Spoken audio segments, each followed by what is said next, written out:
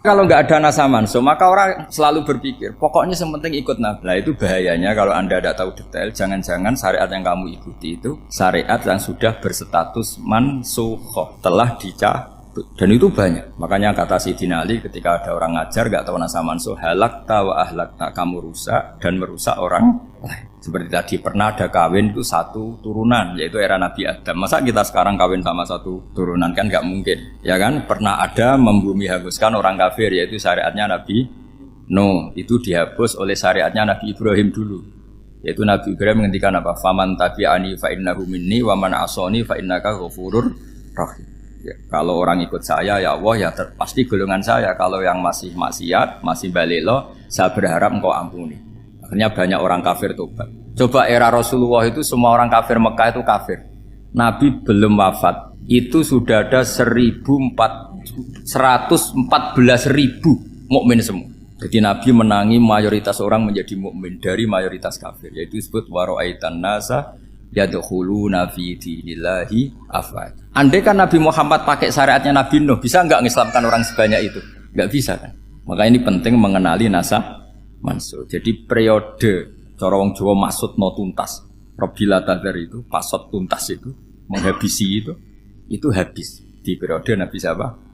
No, syariat itu sudah enggak dipakai lagi. Yang dipakai apa? Faman tabi'ani fa innahu minni wa man asoni fa innaka ghafurur rahim. Lah Nabi Muhammad ini nabi yang kena khitab anit tabi' millata Ibrahim hanifah. Jadi masternya Nabi Muhammad itu mentornya Nabi Ibrahim. Sehingga syariatnya ya faman tabi'ani fa innahu minni wa man asoni fa innaka ghafurur rahim. Tidak syariat rabbila tadzar alal ardi minal kafirina daya. Jelas ya. Jadi mengenali nasa manso itu penting sekali karena kalau ndak Anda halakta wa ahlakta, kamu merusak diri kamu sendiri juga merusak orang lain karena menfatwakan hukum yang sebetulnya sudah berstatus mansukhoh. Hanya berdasar itu kan syariatnya nabi-nabi dulu. Syariat yang apa? Syariat yang nggak pernah terhapus hanya satu, usuluddin, yaitu tauhid, itu sama. Tapi kalau syariat itu beda-beda, atau furu'iyah itu beda-beda. Itu tadi saya beri contoh, era Nabi dulu kalau ada pakaian najis dipotong, dibuang. Era Nabi Muhammad dicuci. Orang kafir dihabisi oleh langit. Era Nabi Muhammad nggak boleh, bahkan didoakan Allahumma hdi qaumi fa innahum la ya'lamun. Di Qur'annya apa? Wa in ahadum minal musyrikin astajaraka fa'jirhu hatta yasma'a kalamullah tsumma ablighu ma'mana. Jadi kalau ada orang kafir enggak boleh main dihabisin, mereka beri peluang untuk mengkaji kitabullah. Hatta yasma'a kalamullah. Kalau mereka sudah berpeluang ngaji, harus tsumma ablighu ma'mana, harus dijamin keamanan. Ya, karena apa? Dzalika bi annahum qaumul la ya'lamun. Bagaimanapun mereka memang karena tidak tahu. Nah, kenapa tidak tahu? Enggak. Karena tadi mereka tertutup oleh kultur yang beratus-ratus tahun.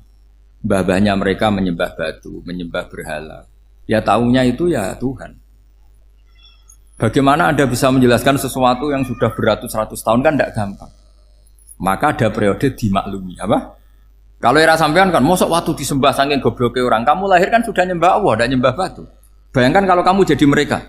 Wong perut kamu saja disuruh makan pizza sakit kok. Karena saking lamanya makan sambal kan gitu. Kamu bilang perempuan Indonesia saja cantik kok, saking lamanya jadi orang Indonesia. Padahal orang Indonesia tanyakan orang Eropa, cantiknya di mana? Kamu lahir di Afrika, bilang orang Afrika itu cantik, tanyakan orang Eropa, cantiknya di mana? Hitam gitu kok. Jadi orang itu pasti terkooptasi oleh sekelilingnya. Orang Afrika akan bilang wanita Afrika itu cantik. Coba tanyakan orang Eropa, cantik apa enggak? Blas. Orang Eropa yang kulitnya gitu kata orang Eropa indah, kata sampean. Koyok anaknya kebo katanya kulitnya. Jadi orang itu akan terkooptasi oleh sekelilingnya. Bayangkan kalau semua orang nyembah berhala terus kamu ndak, alasan kamu apa? Kan menentang mayoritas. Dan itu berat. Maka dimaklumi oleh Allah, dzalika bi annahum qaumul la ya'lamun fi manah panyeruarah. Nah, pemakluman ini yang mulai sekarang terkikis. Orang main pukul saja enggak mau ngaji. Enggak mau ngaji Quran secara kafah. Jadi fatwanya Islam kafah tapi ngajinya Quran enggak kafah. Ngambil 1-2 potongan ayat dipakai dalil. Jadi Islamnya inginnya kafah tapi ngajinya Quran enggak. Kalau kafah ya hafal 30 juz itu. Kalau mau ya, kalau mau kafah ya hafal berapa? 30. Makanya saya sering bilang, saya sering dinasihati orang karena belum tahu saya ini hafal Quran. Bapak harusnya Islam itu kafah. Kata saya ya dimulai dari konsep Islam itu kafah dulu apa ya, hafal Quran secara kafah. Jadi ini penting saya utarakan. Bahaya sekali orang mengenali Islam tanpa mengenali nasakh mansukh. Karena beberapa syariat Nabi sebelum kita itu berstatus mansukh. Terus contoh berikutnya, ini nasakh mansukh antar Nabi apa khusus internal Nabi? Antar Nabi aja nggak selesai nih sampai subuh aja nggak selesai. Contoh yang paling keren mungkin cowok semua senang. Nabi Dawud dulu istrinya berapa? 99. Nah itu kalau masih halal itu kan berarti jenengan tuh punya istri berapa? Wah itu kan ngeri betul. Punya satu aja repotnya gitu apalagi berapa? Punya 99. Terus kamu bilang gini, ini kan syariatnya Nabi Dawud, Nabi kan bisa diikuti. Pernah ada periode di mana seperti itu boleh. Jadi makanya mau tidak mau ngenali nasakh mansukh itu harus. Kalau enggak ya kamu masih berkeyakinan boleh beristri berapa? Nah ini penting saya utarakan. Makanya Sayyidina Ali itu kalau ngetes calon mubaligh, kira-kira kalau Kemenak dulu inginnya apa? Sertifikasi apa? Mubaligh. Itu tanyanya gitu. Ta'rifun an-nasakh wal mansukh, kamu apa tahu nasakh mansukh? La. Jawabnya Sayyidina Ali, halak tahu ahlak tahu, kamu orang yang rusak. Karena tadi takutnya ada syariat yang sudah mansukh dipakai. Itu tadi misalnya kita ini tidak umatnya Nabi Nuh, tapi pakai syarat Robbila tadar alal ardi minal kafirina. Terus ketiga begini, misteri manusia itu. Dan ini kita tidak pernah tahu sampai kiamat, tapi ini ilmu harus kita diskusikan. Misalnya saya ini namanya Bahauddin. Saya sekarang hidup sampai 2019 sekarang.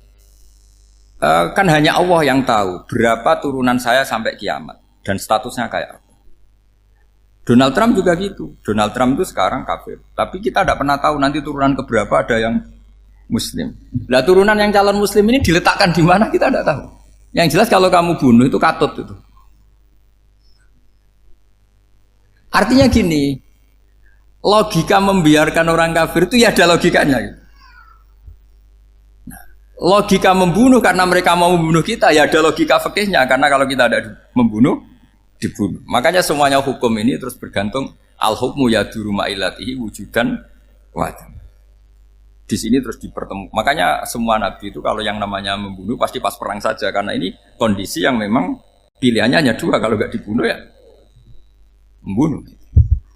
Ada duel lah itu. Maka ini butuh kajian fikih dan orang nggak boleh subjektif dalam hal ini. Saya ulang lagi, tidak boleh subjektif. Karena tadi, orang yang kamu katakan sekarang misalnya Zaid, kamu itu bodoh sekali. Kenapa bodoh? Nggak hafal Quran, nggak pernah kuliah, nggak pernah ngaji. Ternyata Zaid ini bersemayam calon anak yang alim alama hafal Quran. Namanya Umar, tapi masih jadi sperma. Suatu saat Zaid itu punya anak alim alama. Kan banyak orang nggak bisa baca Quran punya anak hafid. Banyak nggak di Indonesia? Banyak nggak petani yang punya anak dekan? Petani punya anak dekan. Yang dekan punya anak naik kelas saja susahnya bukan main. Banyak kan? Nah ketika dibalik nanti ada dekan punya anak goblok, yang petani punya anak dekan, pinter mana? Kita tidak pernah tahu. Makanya ini kan ya sudah, kalau nggak pernah tahu ya bilang saja wallahu alam, kan selesai. Daripada keminter keliru kan ada wallahu alam. Makanya cerita favorit guru saya, Kiai Haji Maimun Zubair itu punya apa namanya Kiai Zubair. Itu cerita favoritnya itu ada santri namanya Soleh. Soleh itu alim alam. Orang Madura itu cara berpikir kan kalau kiai saja alim seperti itu, apalagi bapaknya. Pas bapaknya main ke pondok, santrinya ada ribuan. Bapaknya main ke pondok itu, sholat itu ya gak bener, gak sesuai sunnah Rasul lah kira-kira gitu. Sudah sholat itu gak bener, apa-apa gak bener. Masih ditakwil sama santri Madura, karena orang Madura itu kultus. Mungkin khilaf itu satu khusus, pokoknya perlakuan khusus. Suatu saat saking bodohnya orang itu, kenceng tuh pinggir musola. Wah ini nggak bisa ditakwil lagi, akhirnya nggak bisa ditakwil tuh nggak. Wah ini sudah nggak bener ini, nggak bener. Singkat cerita santri tadi nggak kuat matur ke kiainya, Pak Yai, jenengan sealim itu kok bapaknya segoblok itu. Kenapa? Ya, dia kenceng pinggir musola. Oh bapak saya tuh pinter sekali. Kok bisa? Karena beliau yang memutuskan saya mondok sampai saya jadi alim alama seperti ini. Yang bodoh itu mbah saya. Yang bodoh itu mbah saya kan.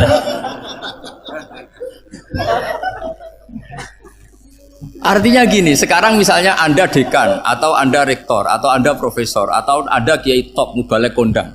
Anda mubalek kondang terus punya anak, gobloknya bukan main. Atau apalagi anaknya ketangkep KPK. Yang satu anaknya orang bodoh jadi dekan. Kalau kompetisi ini pinter mana coba? Ada ahli metodologi tapi anaknya itu terlibat narkoba. Yang ini petani utun, anaknya dekan. Kira-kira kalau dikompetisikan pinter mana?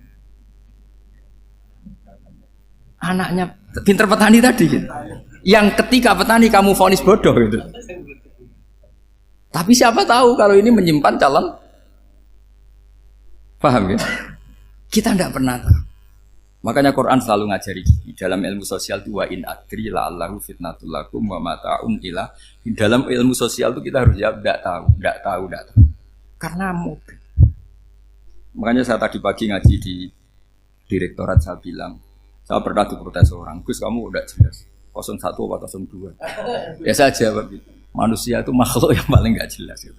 Sekarang soleh suatu saat bisa saja gak soleh. Yang sedang gak soleh suatu saat soleh. Sesuatu yang mungkin rubah kok kamu fanatik itu gimana? Nalarnya itu gimana?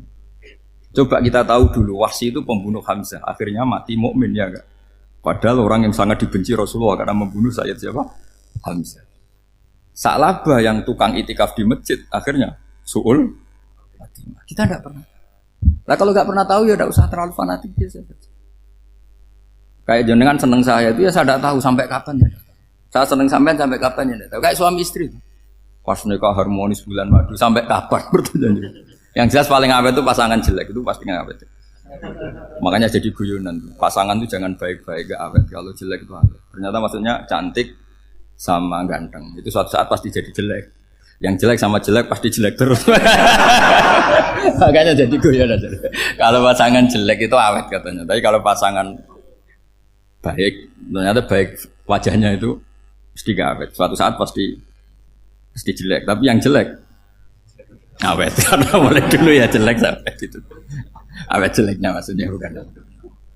Ya jelas ya, jadi saya mohon sekali ini ilmu. Sampai ndak urusan, ini bukan urusan cocok ndak cocok, tapi ilmu. Ilmu harus kita dengar bahwa syariatnya para nabi itu yang sifatnya furu'iyah, tidak usuliyah, tidak tauhid itu potensi rubah. Sehingga mengkaji nasab mansukh itu satu keharusan seorang ulama. Makanya setiap ada syariat nabi, hal hadis syariah mu'abbadah amla, mansukhah amla. Karena potensi itu tinggi. Kita tahu dulu semua nabi sholat menghadap apa? Baitul Maqdis. Era Rasulullah dipindah ke Ka'bah. Tapi kalau kamu katakan total Baitul Maqdis ya tidak juga. Nabi Ibrahim mulai dulu madhabnya ke Ka'bah. Tapi kalau Nabi Musa ke Baitul Maqdis. Terus kamu bilang ini 01, 02 ya ada memang syariat jadi sesuatu yang furu'iyah. Nah, kenapa ini furu'iyah? Jawabannya sederhana. Ketika seseorang menghadap Ka'bah itu menghadap batu apa menghadap Allah? Allah. Ketika menghadap Baitul Maqdis hakikatnya menghadap Allah apa menghadap Baitul Maqdis?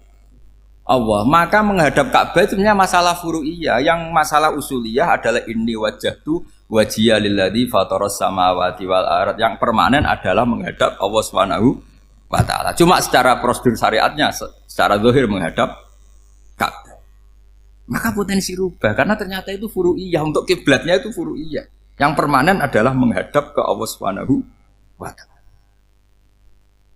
Ini pentingnya. Jadi terus sekarang masih antar nabi apa di internal nabi? Ini sudah mau selesai, ini sudah habis ini. Internal. Ini sudah selesai, ini sudah pas. Mohon Pak Amir. Oh. Jam ini sudah. Sampai mana tadi? Diteruskan apa enggak? Sudah ya, sudah kayaknya sudah. Biar kelihatan cerdas. Sekali pertemuan sudah pinter gitu. Berapa? Setengah jam sudah pinter gitu. Yang internal nabi apa antar nabi? Internal ya, sudah sekarang ke internal. Kalau internal lebih banyak lagi contohnya. Yang masyhur tentu masalah Baitul Maqdis. Dulu Rasulullah pernah sholat menghadap Baitul Maqdis 16 bulan. Berapa? 16 bulan. Kila 17. Pokoknya khilafnya hanya 16 dan 17. Kalau ada bilang 10 bulan berarti gak pernah ngaji. Khilafnya, karena khilafnya itu hanya 17 sama 16. Akhirnya sama Allah diminta disuruh menghadap ke Ka'bah. Saya ulang lagi, itu tetap masalah antar nabi sebetulnya. Begini, Makom itu kalau dalam bahasa Arab bukan kuburan. Kalau di Indonesia kan makomnya Sunan Bonang itu kan kuburan. Kalau makom dalam bahasa Arab itu sesuatu yang pernah dipakai singgah itu namanya apa? Makom. Lalu Rasulullah itu pertama di Medina itu madhep Baitul Maqdis itu 16 bulan. Orang Yahudi senangnya bukan main. Sampai mereka bilang gini, Muhammad tuh gaya-gaya nantok punya agama baru, tapi kiblatnya ikut kita. Baguslah anak itu katanya, masih tahu diri katanya.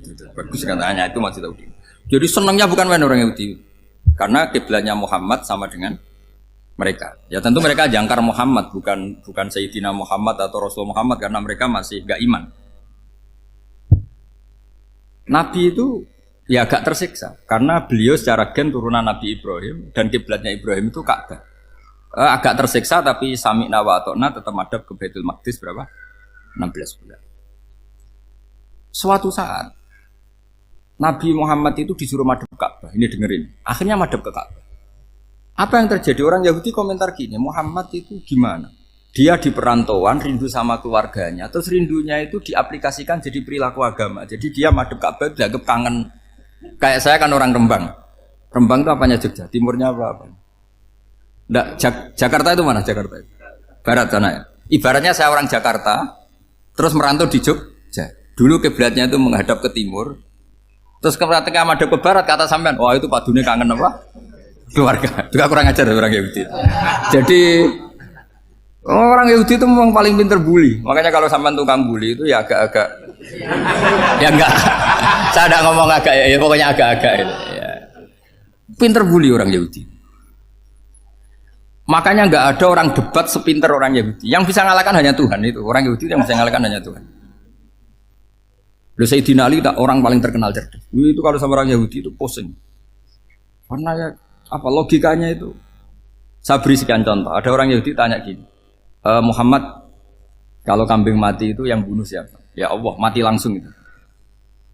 Agama kamu itu aneh, Mak. Yang langsung sentuhan Allah haram, tapi yang lewat tangan-tangan jahil manusia malah halal. Harusnya itu yang halal kan orisinal, langsung Allah yang bunuh. Jadi uteknya itu aneh, dari cara berpikir itu aneh. Nah cara sampean nih kan, nak halal pangan kue. Tapi Nabi kan nggak boleh bertutur kata kasar gitu. Kalau yang jadi Nabi saya untalan ngono kan gitu. Tapi Nabi kan nggak boleh kasar. Jadi Nabi itu problem karena nggak boleh apa? Kasar. Kalau kita kan gampang, wis nak halal untalan kan selesai apa? Tapi Nabi nggak boleh kasar gitu. Jadi nak jadi nggak Nabi, nggak sampean itu kan enak. Mau keliru ya pantas, mau apa saja pantas. Karena kan nggak panutan. Kalau Nabi nggak bisa meluruskan kebenaran itu harus tetap sesuai akhlak. Ya, jadi agak kerepotan. Makanya punya Umar, alhamdulillah ada yang nggak perlu aturan gitu. Jadi enak. Jadi ya itu memang aturannya harus itu. Coba Nabi itu perang tapi nggak boleh bunuh. Kayak apa susahnya? Beliau jadi sasaran tembak tapi nggak boleh bunuh. Kalau sahabat kan enak, duel, relax. Santai, bisa tarung. Kalau Nabi nggak boleh. Makanya Nabi meskipun ikut perang terus, nggak ada sejarah orang yang dibunuh. Ya, hanya satu peristiwa itu pun dibaca orang kafir, ditangkis Nabi, pedangnya kembali ke dia mati. Tapi nggak ada yang Nabi. Karena Nabi kalau pembunuh nanti itu terus kayak pendekar kan, yang susah juga punya Nabi kok. Habis perang saya Nabi tanya, Muhammad habis orang berapa? 1000. Ya repot juga punya Nabi mantan apa? Pembunuh, meskipun yang dibunuh orang kafir, tapi kan kayak apa ya? Fitrah manusia itu akan menolak kepemimpinan orang yang gitulah pokoknya nggak bisa diterangkan itu. Makanya Nabi itu nggak pernah bunuh, meskipun kayak apa musuhnya, tapi nggak pernah bunuh. Untungnya di sekeliling orang-orang yang tadi. Jangan bilang tuh suka bunuh ya, pokoknya perang gitu ya.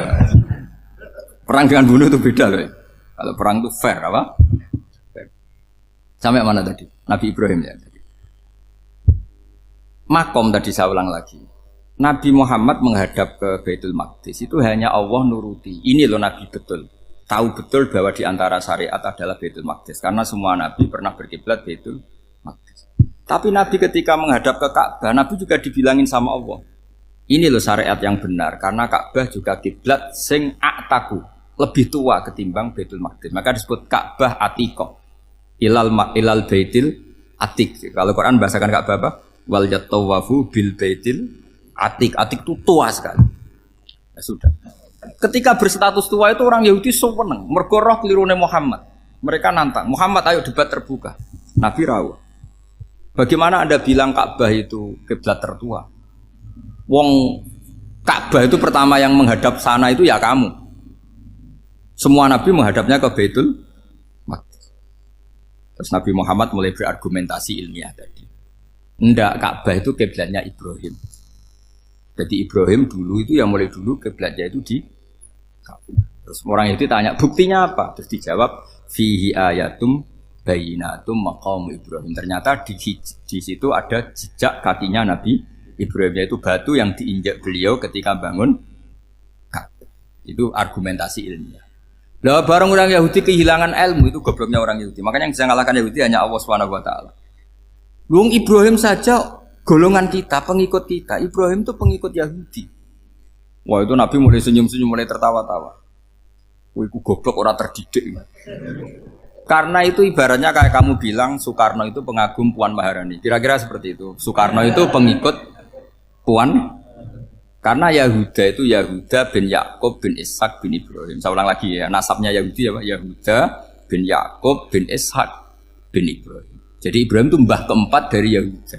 Tapi karena mereka kalah debat, Ibrahim itu pengikut Yahudi, itu sama dengan bilang apa? Soekarno itu pengikut Puan Maharani. Itu kan jadi aneh. Atau Gus Dur pengikut Mbak Yeni, atau Basim Masari pengikut Mbak Yeni, itu kan aneh. Wah, akhirnya sama Allah diingatkan. Makanya ada ayat ha antum haula hajatum fi malakum bi ilm falimatu hajuna fi ma laysa lakum bi ilm. Perjanjian debat ini semuanya harus ilmiah. Tapi kenapa perdebatan Anda malah ndak ilmiah? Karena orang Yahudi iftadohu, malu semua. Wah, semuanya Muhammad itu satu-satunya kekalahan orang Yahudi. Tapi ayat-ayat seperti ini itu enggak populer. Ayat ha antum haula'i hajastum fi malakum bi ilm falimatu hajuna fi ma laysa lakum bi. Jadi Islam, betapa hebatnya Islam. Kalau debat harus ilmiah.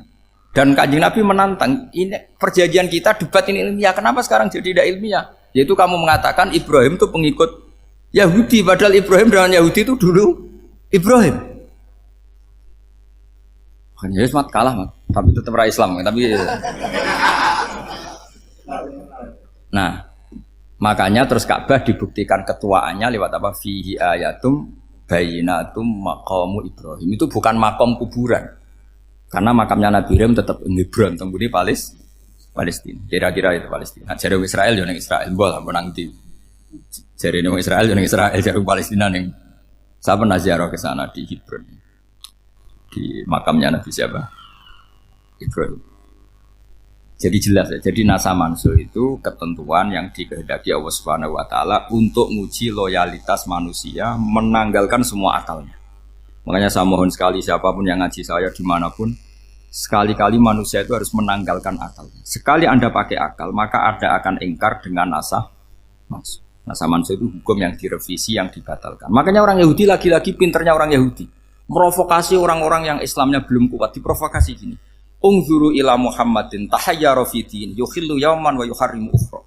Lihat itu Muhammad, dia kebingungan cara beragama. Kadang bilang A, besok bilang B. Jadi nasa mansub dianggap satu bentuk kebingungan. Kayak kurang ajar.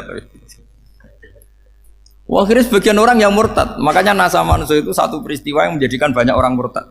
Karena diprovokasi orang Yahudi bahwa itu bentuk kebingungan Muhammad. Akhirnya terus saya qulu sufaha minan nasi ma wallahum angqiblati mulati kanu aliyah. Nah, kelirunya orang Yahudi adalah ternyata nasa mansuh yang dipilih Rasulullah itu semuanya ada di Taurat dan Injil. Termasuk di Taurat dan Injil disifati dan Nabi yusolli ilal qiblatin, bahwa Nabi ini akan bersolat dengan dua kiblat. Makanya tetap ditantang. Qul fa'tu bit Taurati fatluha in kuntum shadiqin. Kalau kamu tidak percaya bahwa saya ini orisinil, ayo bareng-bareng mengkaji Taurat. Tapi mereka tidak siap mengkaji Taurat. Karena Taurat semuanya mendukung Rasulullah Muhammad SAW. Fatluha in kuntum shadiqin. Makanya ini penting sekali ngaji. Jadi perdebatan itu macam-macam. Dan itu pinternya orang Yahudi. Ungzuru ila Muhammadin tahayyara fi dini yukhillu yauman wa yuharrimu ukhra. Ini penting sekali. Makanya nasa mansuh itu uji loyalitas. Itu Imam Malik kalau mencontohkan ke Imam Syafi'i. Saya berisikan contoh fikih. Ini saya melanggar waktu ini. Ini sudah saya yang tidak mengesahkan diri saya. Ya misalnya ini ya, ini kertas sak bawa ya, ini kertas sak bawa. Terus ini tak kasih uang misalnya, uang 100.000. Atau kalau contoh Imam Syafi'i dulu dididik Imam Malik begini. Ya Syafi'i kalau kamu punya 2 budak, 2 pembantu, kalau dulu kan masih ada budak, 2 pembantu lah kira-kira.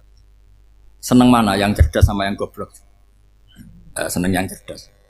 Kalau yang nurut sama yang bantahan, seneng yang nurut. Lah yang nurut itu yang goblok. Makanya tinggal dibalik saja. Kamu tak beda ya. Seneng mana punya istri yang cerdas apa yang goblok? Coba jawab.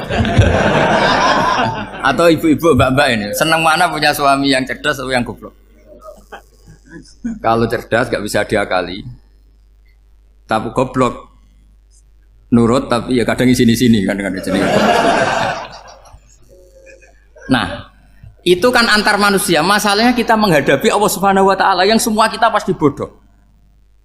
Kita menghadapi Allah Subhanahu wa taala yang semuanya kita pasti bodoh. Allah jelas ngendikan wa kanal insanu dzaluman jahula. Manusia itu banyak dolimnya. Dolim itu sifat mubalaghah. Kalau orang dolim sekali dolim, kalau sering zalum, kalau jahil biasa jahil, kalau banget jahili jahul. Bahasa Arab kan gitu memang. Ghafir, pengampun biasa. Kalau ghafur selalu mengampuni. Syakir, makanya sifatnya Allah Ta'ala ikut wazan fa'ul semua. Ghafur, syakur. Atau diikutkan wazan fa'al. Kalau goblok biasa jahil, goblok banget jahal kan itu. Kafir biasa kafir, kalau kafir banget kafar. Ya, jadi wazan balagha itu bisa fa'al, bisa fa'ul ya. Kafirin, kafar atau kafur. Paham ya? Malah kok malah ngaji nahwu. Ya tapi ini memang perangkatnya ya. Ini kan perang mau tidak mau. Makanya misalnya Allah tidak suka kulla kafarin banget kafir ya, Pak. Paham ya? Kulla khawanin banget khianate. Kalau khain khianat biasa, kalau khawan sering khianat. Nah manusia itu kata Allah apa? Zaluman wis banget dolime banget. Itu kalau yang ngarang hikam mencontohkan tuh gini. Manusia itu pas bener saja salah, apalagi pas salah. Jadi manusia itu kata Imam yang ngarang hikam itu man itu kanat mahasinhu masawiyah fakih fala takunu masawihi masawiyah. Ketika baik saja buruk, apalagi ketika buruk. Coba kalau ada orang dermawan sama teman-temannya, tanyakan istrinya. Duit dihambur-hambur, disikno konco ngalono bojo. Mesti itu. Teman yang sering silaturahim ke teman-temannya, kata temannya baik, senang silaturahim, tanyakan istrinya. Oh, meninggali wong. Jadi manusia pas baik saja ada buruknya. Apalagi pas buruk. Makanya dulu bapak saya ngajarin saya istiqomah ya apik ya. Tapi kadang-kadang nak keterusan itu ora istiqomah ngangkangi. Orang dia tidak punya kesempatan. Misalnya ada imam masjid ngimami terus sampai tua sampai mau mati. Itu istiqomah apa tidak memberi peluang yang lain? Tidak jawab aja. Jadi itu manusia. Jadi pas baik saja buruk. Apalagi pas buruk. Kayak saya gini di sini ngajar baik, tapi saya ada sopannya harus di atas. Padahal banyak orang sepuh, ada Pak On, ada beberapa yang kan terpaksa nggak sopan. Tapi sama yang nyuruh, berarti sama yang dosa. Kemarin-kemarin saya minta di bawah supaya ganjaran saya utuh. Ini gara-gara begini ganjaran saya ini agak terkredit apa? Terdebat itu karena itu. Saya teruskan. Jadi manusia itu punya sisi itu karena manusia itu dzalum dan apa jahul. Wa kanal insanu dzaluman. Problemnya ini ngadepi Allah yang selalu pinter, yang kita selalu bohong. Misalnya gini, kamu ditanya Allah. Ini contohnya Imam Malik. Ikla hadi sokhroh fa inna tahtaha dhahaban. Coba bongkahan batu itu kamu angkat, di bawahnya ada emas. Lalu budak yang pinter berlogika. Oh disuruh buka itu karena ada emas toh. Berlogika. Kalau budak yang goblok enggak?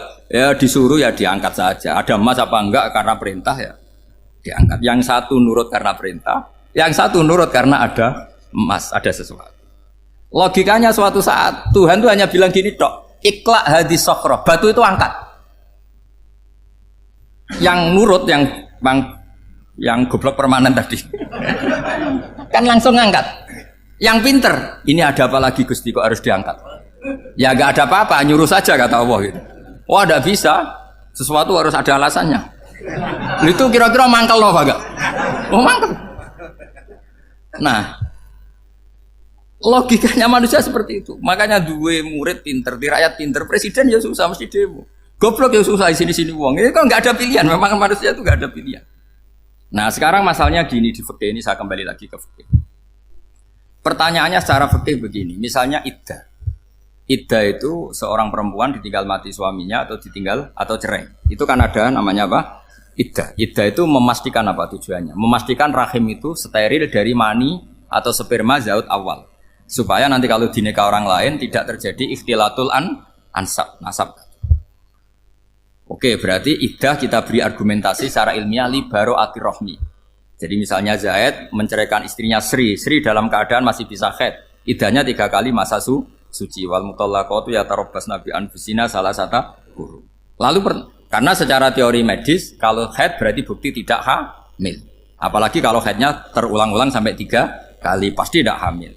Sehingga kalau nanti dinikahi orang lain pasti kalau ada anak ya anaknya zaud sani atau zaud kedua. Berarti alasan iddah li baro'atir rohmi. Oke, kita sok pinter, sok bijak. Pertanyaannya adalah sekarang sudah baru 1 bulan suaminya di Malaysia nggak pernah ngumpuli. Dicek di medis juga berbukti tidak hamil. Apakah boleh tanpa iddah? Semua ulama mengatakan tidak boleh. Tapi ini kan rahimnya jelas bersih. Ya karena iddah itu nuruti perintah pangeran. Pokoknya tetap iddah. 3 kali masa suci. 3 kali masa suci atau masa haid. Itu ada perdebatan ulama. Tapi kan ini terbukti bersih Gus. Meskipun terbukti bersih kata Allah harus iddah 3 bulan atau berapa kira-kira 3 bulan 4 bulan ya tetap harus iddah.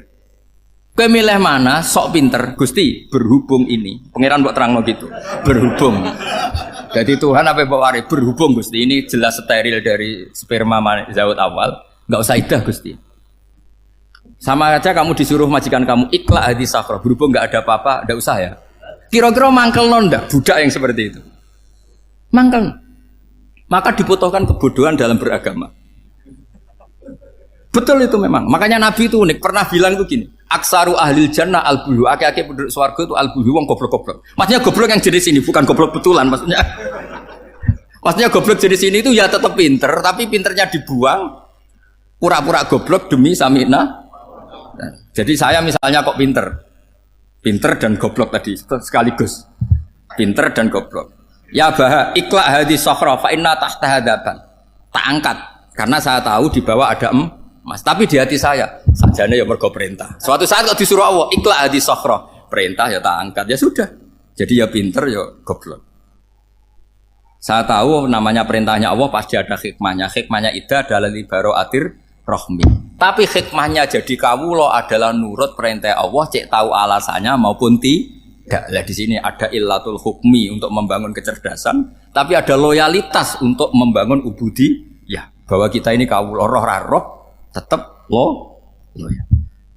Makanya tadi pagi saya cerita Sayyidina Umar. Sayyidina Umar kayak apa cerdasnya? Tapi tetap ubudi ya. Yaitu Rasulullah SAW sering dibully orang kafir. Muhammad tuh gaya-gaya nantok. Wong ora oleh nyembah berhala, ora oleh nyembah watu, jebule dekne nyembah Hajar Aswad. Karena dilihat dari jauh kan tetap nyium Hajar Aswad. Coba kalau kamu lihat dari jauh, kamu sujud dari jauh kan kayak sujud sama batu. Makanya Sayyidina Umar karena orang kafir masih cara berpikir gitu, tiap nyium Hajar Aswad itu komentar gedumel. Alim tu annaka hajarun la tadurru wa la tanfa. Walau la anni ra'aitu Rasulullah qabbalaka ma qabbaltuka. Aku ronak ke watu, ya raman doroti, raman faati. Kalau saja saya tidak melihat Nabi nyium kamu, saya tidak sudi nyium kamu. Jadi tidak berdoa, doa mustajab itu tidak gerutu.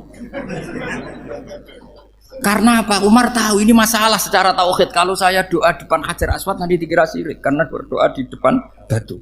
Tapi kalau saya tidak nyium, nyulayani sunnah Rasul, yaitu nyium Hajar, wis tengah-tengah nyium sambil gerutu, itu sudah kompromi. Ya nyium tapi gerutu. Kayak apa? Makanya ya cerdas tapi ya goblok tadi ya cerdas. Itu uniknya Rasulullah. Jadi muji orang pintar ya sudah langit. Tapi Nabi pernah dalam satu hadis mengatakan aksaru ahlil jannah al-bulbu. Aki-aki penduduk swarga itu orang bodoh. Artinya orang bodoh itu bukan bodoh betulan. Dia meninggalkan akalnya demi loyalitas ubudi. Untuk menutup itu bukti begini. Perang Badar itu perang yang nggak mungkin dimenangkan umat Islam karena orang kafir itu 1000 dengan pasukan full dengan peralatan perang full. Rasulullah itu tahun kedua Hijriah itu pasukannya hanya 313. Itu pun pedang itu untuk orang 5 itu hanya ada pedang 1. Jadi kalau mau dibaca orang, sih Kang milih pedangnya aku. Itu kan nggak kebayang perang dalam keadaan seperti itu. Jadi mesti kalah, orang kok mungkin kalah, mesti. Tapi Nabi tetap bilang, saya ini disuruh Allah perang, ya harus berangkat. Yaitu perang Badar. Kata para sahabat, ya Rasulullah ini nggak masuk akal, sudah nggak usah perang, ini nggak masuk akal, mau setor nyawa. Sudah gitu dadaan, nggak ada persiapan. Lucunya apa? Sahabat itu ketika Nabi tetap berangkat. La akhrujanna walau waqti. Nabi menginginkan saya tetap berangkat meskipun sendi. Setelah Nabi berangkat sekian meter, tuh sahabat ikut semua. Kata Nabi, lah kamu kok ikut? Ya ikut saja. Kata kamu mesti kalah. Ya anggap saja setor nyawa. Demi loyalitas pada jenengan. Itu makanya nggak ada periode sebaik periode sahabat. Tapi yang gerutunya jalan. Karena gerutu ini bawaan ilmiah. Makanya kita loyal sama presiden. Tapi yang nggak cocok ya gerutunya jalan. Tapi bawaan mencintai Indonesia tetap jaga stabilitas. Itu bawaan cinta Indonesia, bukan cinta pejabatnya kadang. Gerutunya jalan, tapi bawaan loyal sama Indonesia tetap mengaku. Bawaan loyal sama Rasulullah tetap ikut perang, bawaan akal karena nggak masuk akal ya gerutu. Dan itu uniknya Quran itu mengapresiasi itu dan dianggap nggak masalah. Saya bacakan ayatnya. Kama akhrajaka rabbuka min baitika bil haqq wa inna fariqam minal mu'minina lakarihun yujadilunaka fil haqqi ba'dama tabayyana ka'annama yusaquna ilal mauti wa hum yanzurun. Peristiwa Badar ada peristiwa kamu itu keluar untuk perang. Sahabat kamu ngikuti, tapi mereka lakarihun, enggak senang sebetulnya. Karena enggak masuk akal. Ya geremeng tapi ya derek. Yujadilunaka fil haqq, mereka mendebat kamu dalam kebenaran. Jadi ya Rasulullah wong perang karuan kalah jenengan lakoni alasane nopo? Lah kok melok? Ya saya harus ikut jenengan Nabi. Itu unik. Kalau orang sekarang mana mau, kalau gak masuk akal gak mau melakukan. Coba misalnya istri kamu belajarnya dikurangi. Anggap saja petualangan latihan hidup di masa lalu. Gak mau. Padahal petualangan itu hal yang indah. Petualangan itu kan hal yang indah, kan gak mau. Oh ngirit aja alasan. Tapi lucunya kalau dijak camping bermiskin-miskin di hutan mau. Karena karepe dhewe, tapi nak suami yang ngongkon. Ayolah seminggu ini kita model miskin, anggap aja petualangan masa lalu. Enggak mah. Karena pinter, apa? Coba kalau bodoh. Ya ngono ya apa-apa Mas. Tapi resikonya nak bodoh, pas kamu sakit ya dibiarin. Karena dia melihat sakit kan biasa, namanya manusia. Jadi makanya ini pilihannya susah, hidup itu maksud saya makanya ini. Jadi uniknya Quran gitu, Quran itu membolehkan psikologi manusia. Makanya Allah ngendikan kutiba alaikumul qital wa huwa kurhul lakum.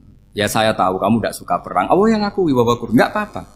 Tapi ketidaksenangan kita harus dilawan demi mengikuti Allah dan misalnya perempuan Allah juga gitu, wa ashiruhunna bil ma'ruf. Gauli istri kamu muamalah secara baik. Kata Allah fa in karihtumuhunna fa asa an takrahu syai'a wa ja'alallahu fi khairan kasih. Mungkin ada watak yang kamu tidak suka, tapi di situ ada kebaikan. Allah ngaku yang namanya suami mesti ada watak yang nggak suka dari istrinya. Juga sebaliknya lebih banyak lagi yang suami istri kamu tidak suka watak kamu, juga nggak suka hidung kamu, wajah kamu banyak lah nggak disuka. Tapi demi kestabilan negara suami istri ini, mereka loyal. Justru itu bagus. Maka jagalah ilmu, juga jagalah loyalitas.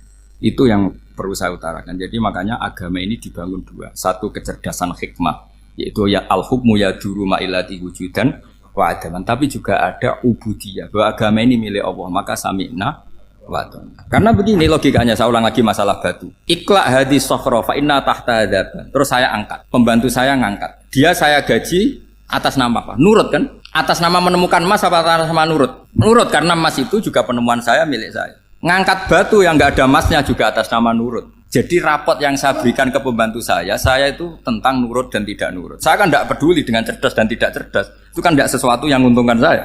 Nah Allah juga gitu. Kecerdasan kamu, pinter kamu itu tidak menguntungkan Allah Subhanahu wa Ta'ala. Karena Allah itu tidak butuh pinter kamu, cerdas kamu. Allah hanya butuh mental ubudiyah kamu. Makanya Allah mensifati nabinya hanya subhanalladzi asra bi abdihi, karena status tertinggi manusia adalah sifat kehambaan. Makanya ya Tuhan nafsul mutmainnah irji'i ila rabbiki radhiyatam mardiyah fadkhuli fi ibadi, berstatuslah sebagai hamba baru wadkhuli jannah. Nah kalau kamu berstatus hamba ya harus baik, gak usah kalian bantah. Coba kalau kamu rasional, ya Allah kenapa bikin surga nanti-nanti? Engkau kan bikin sekarang, ngapain repot-repot nanti? Jadi kacau semua agama. Makanya yang perlu didahulukan adalah status ya Tuhan nafsul mutmainnah irji'i ila rabbiki radiyatan mardiyah fadkhuli fi ibadi. Masuklah berstatus sebagai hamba saya. Khasnya hamba tadi, ya cerdas karena semua yang diperintahkan Allah pasti ada hikmahnya. Tapi kecerdasan ini kadang kita tinggalkan demi loyalitas ubudiyah. Assalamualaikum warahmatullahi wabarakatuh.